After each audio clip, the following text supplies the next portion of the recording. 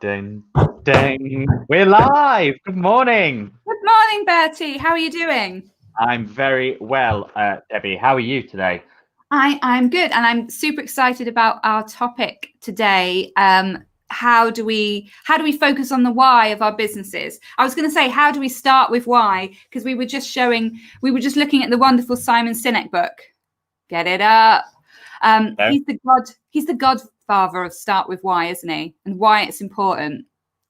Yeah, and if anybody, so if you're watching today, so if you're watching live, thank you for joining us. If you're watching on the replay, thank you for watching our replay. Yes, what I was going to say. Oh, yeah, I was just going to say, while you're on YouTube watching replays and things like that, have a look at Simon Sinek Start With Why TED Talk. Like, amazing.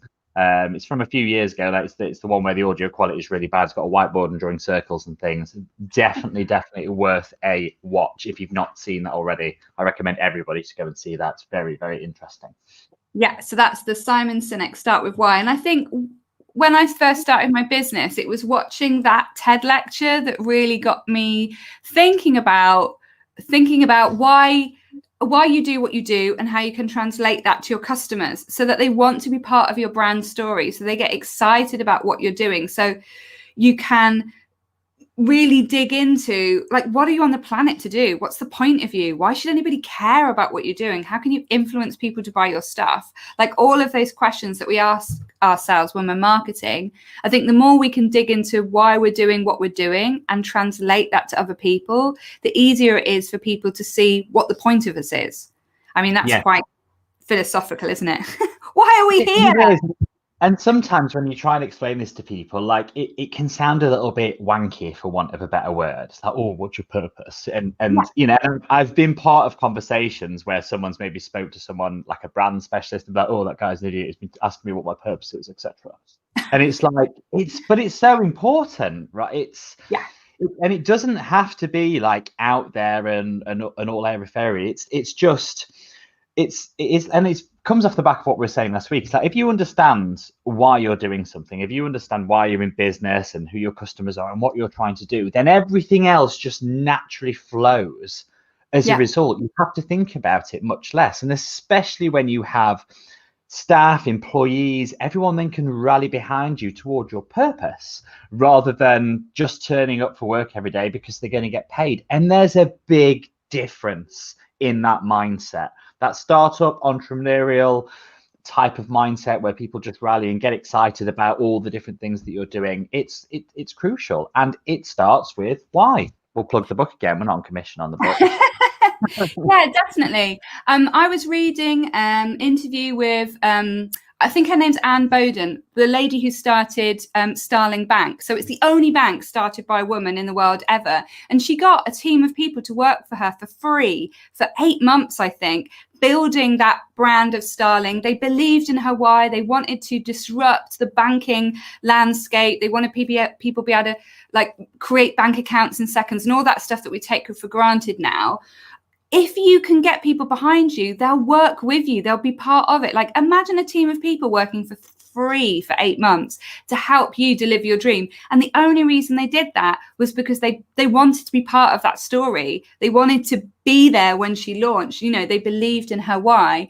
And so I think you can kind of almost shift mountains and do incredible things if you can focus on your why. Another lady that I like, so they're both examples of women, is a lady called Lucy Hall, and she's created a thing called Digital Women, and her why is to help 1 million women improve their digital skills. It's such an easy thing to get behind. You're like, yeah, of course. Why wouldn't we want to help 1 million women get better digital skills? Now she's got Deborah Meaden retweeting her and saying, I love this. This is purposeful, and I get behind it.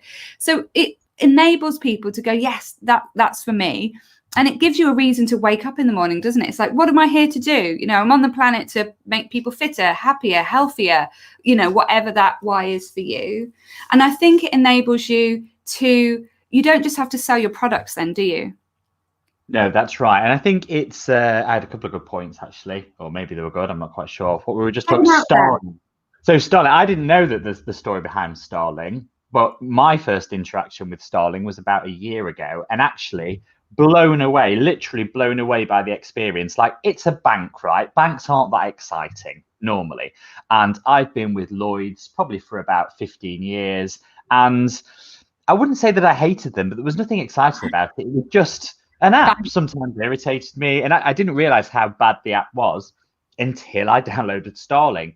As soon as I downloaded it, used Starling and set up accounts. So it's just how banking should be. Yeah. And without hesitation, when you fill in forms, like it's a big thing, I feel, moving for a bank, especially when you've been with someone so long, like it affects credit ratings, all that sort of stuff. Without any hesitation, Lloyds was gone and I was fully into Starling.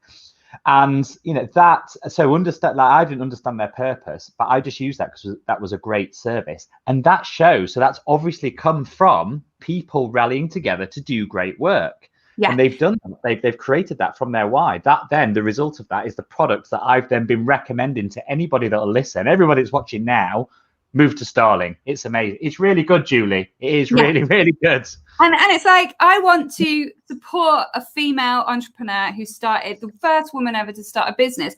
And you're right, you don't need to know the why, but the fact that the why was so succinct means they've made an incredible product. It's not clunky in any way. They knew it, those people who worked for free for 8 months knew exactly why they were doing it. And they had this mission, this end goal, and they've created amazing product. So also, if you really focus on your why, what we're learning is you create a great product as well, because everybody's behind that mission and everything goes to that point. I was looking up this before and I saw a quote that I really liked, which was, if you focus on your why, then you can sell your vision, not your products. Like, that's so powerful. So Angela says she loves Starling. Great. If you're not having to sell your products, but you can sell your vision, like Apple has a vision and people want to be part of that story. And Simon talks about Apple a lot in his talk. And it always amazes me that sometimes Apple's created products that aren't great. Like one of their phones, you couldn't listen to the headphones and charge it up at the same time. But people still queued around corners to buy that product because they wanted to be part of the story. Yeah, okay, great. I was like, this phone doesn't even work well. But people want to be part of that story. So really focusing on that why gives you so much more. It gives your business like legs. It makes it a real concrete thing. It's not just this boring brand just trying to sell stuff. You get to create a story around that. So what's Connick said, sorting out your why is so important. He had discovered that myself this year. Yeah. And like, I think if people are sitting there going, oh, I don't know what my why is. Thank you. There he is. There's the lovely Connick.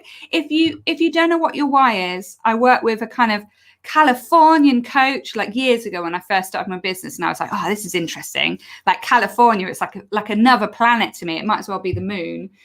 And she asked me a question. She said, if you had a microphone and you could say anything to the world, what would that be? If you had your one chance to kind of spread your message. And my message was, life's so short. Just get on with it and have a great time. And that's what I'm trying to help my clients do. So if you're not sure what it is, just think, if I was going to say one sentence to the world, what would it be? So Ali's never heard of Starling as well. Thought you said wine at first. My referral code. Do you have referral codes on Starling? You should do. But you know what? It doesn't matter. I love it that much. I will just go and join it. Yes, definitely worth it. But that point you were just saying about the shouting out. Sorry, Debbie, I've got across you, haven't I?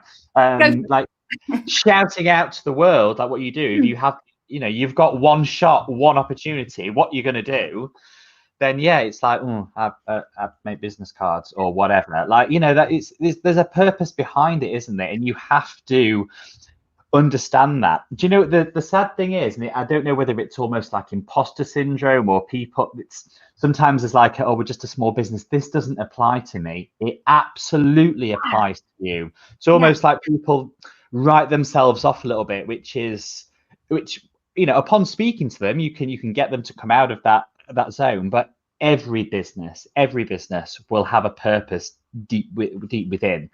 And sometimes you just need to sit down and explore, write a few notes, and just let that develop. It's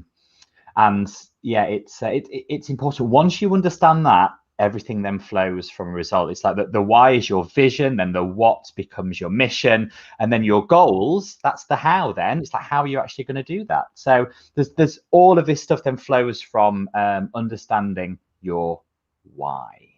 That was so good. Can you say that again about the what, why, when, how? I want you to say that again. I want people to hear that, because that was so good about how you can translate the why. Can you just go over that again? So your vision for your business, your vision for where you want to be, your personal vision, that's your why, right? And then your mission, actually what are you here to do, that almost becomes your what you're physically going to do. And then your goals, and then you'll set goals, and that becomes the how you're actually going to do that. So your goals become the how, as in the physical tactics that you can use then to reach that vision. And all of those things then you can communicate. It just cascades down. I'm talking about organizations. This doesn't matter whether it's you and a VA, or whether it's you and 1,000 people. You can use the same technique, the same vision and once you have that vision, it just becomes so much easier to communicate, because people have autonomy, because then they're not asking about, oh, should I be doing this? It's like, well, I can do this because this aligns with the vision, it aligns with the goals. So people can then take risks, they can try things themselves, and no one's going to say, why did you do that? Because, well, I tried it because I'm working towards the same goal as you. That's it. We're all in the same team. So you can't just say these things, you have to live them. And if you are going to be purpose driven and be mission and goal driven in an organization, then people have to have the autonomy to be able to do all of that stuff. Because if you just say it and then you say, well, why have you done that, dickhead? And you're not allowing people to try and fail, then it goes absolutely against everything else. You can't just make these things up, and you can't just say them. It can't just be a wanky statement that you stick on the wall and then do nothing with it. You have to believe it, you have to feel it, and you have to get everyone to buy into it, and then people can make decisions based on that. That was a bit of a rant, wasn't it? I love it. And we're going to talk about this a bit more next week, because we're going to really get into this idea of what is your mission statement, or what should a mission statement be, or how do you use your mission statement. So how do you get that why into your mission? And I just had a final thing to add. It's got to have an emotional intent. Like, if you're like, what's my why? You've got to feel it. It's got to feel like, oh my God, like it's coursing through my veins. So the more emotional you are about it, the better it is. Like, you've hit gold. We've run over again, but it was a joy. Thank you, everybody, for watching. Thank you for all your comments. We're back next week at 10. And we're going to be talking about mission statements. So we're delving into the second bit then. What's your mission? So thank you very much. Bye. Cheers, Doodah. See you next week. Bye. Thank you very much, everyone. Bye. Bye. It's like rainbow.